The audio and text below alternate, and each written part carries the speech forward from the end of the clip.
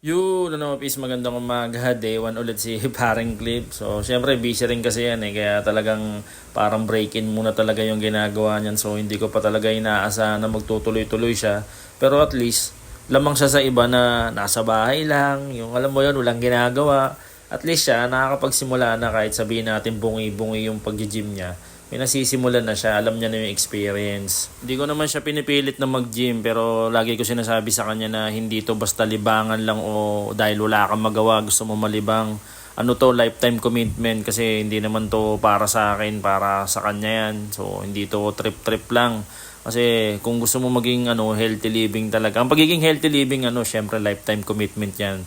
Lalo na kung may anak din siya tulad ko, mga lalaki din. Sabi ko nga kailangan natin magpalakas pare para sa peak age ng mga anak natin parehong puro lalaki anak natin. Masasabayan natin sila sa trip nila, di ba? Sabi ko nga sa kanya, hayaan mo yung yung mga tumatawa sa diyan, yung mga nag-react sa kanya diyan sa mga Facebook na yan. Bakit mga nag-gym ba yan? Nag-exercise ba yan? Lamang ka pa rin sa kanila. Kahit tawanan ka nila dahil pa day one ka, nag-iisang beses siya sa isang linggo. Okay lang yan, lamang ka pa rin sa kanila pero hindi ka nakikipagkompetensya. Kumbaga, minomotivate ko siya na kahit maraming mga kung ano-ano yung sinasabi dyan, at least nagtatry pa rin siya na mapaganda yung kalusugan niya o buhay niya or yung sarili niya, di ba?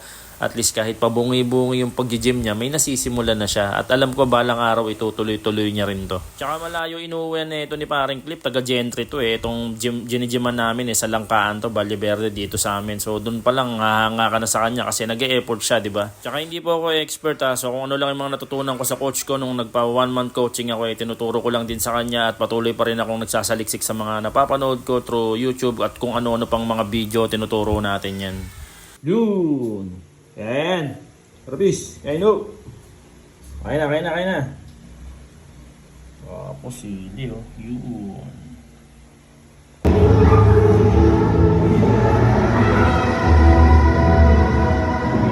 Yun. Nakauwi na nga pala si Clip. Nakapagluto na rin tayo ng tanghalian ng mga mahal ko sa buhay at nahatid ko na rin yung anak ko sa school niya. So andito tayo sa bayaran ng motor. So sa akin kasi nakapangalan yung motor ni Utol. So ako nagbabayad, pinabayad niya sa akin. So sayang naman sinalo namin yung motor na yun. Nakalibre kami ng 5 months So dito tayo ngayon mga pis sa Dasma Arena sa may saan nga ba banda to, area na yata to. So syempre magbabayad tayo ng yearly tax natin, business permit. So maraming salamat Panginoon kasi 5 taon na ang ating negosyo at ayan ang presyo ng binayaran natin ngayon.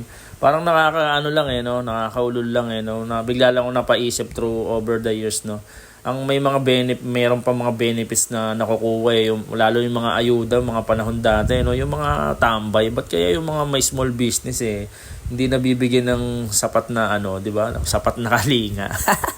alam mo yun, Sila pa yung nabibigyan ng mga ayuda, yung mga tambay, yung mga small business, kawawa naman So meron kang free picture ng inyong mayor pag nagbayad ka ng tax. Alright. Yun lang naman mga pis. Trabahong malupit palagi, bawal tamaan. Ayos. Alright.